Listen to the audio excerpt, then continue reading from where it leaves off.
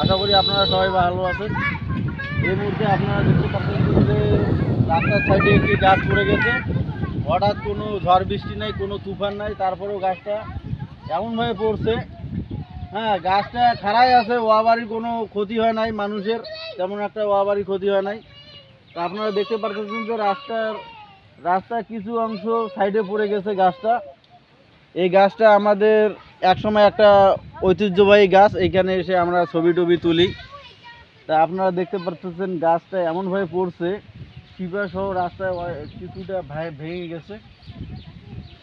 তা এটা হচ্ছে একটা সরকারি গাছ, এখানে কিছু কর্মকর্তা আসবে, তারা অডিট করবে গাছটা, তারপর তারা কেটে। তা দর্শকরা আপনারা দেখতে পাচ্ছেন এইখানে রাস্তার কিছু অংশ ভেঙে গেছে এবং এই সমস্যাটা যদি মেরামত যদি না করে তাহলে যান চলাচলের সমস্যা হবে এবং মানুষের জনগণের ভোগান্তি হবে। তা আমি কর্তৃপক্ষের কাছে দৃষ্টি আকর্ষণ করতেছি যাতে রাস্তাটা একটু মেরামতের ব্যবস্থা করে দেয়।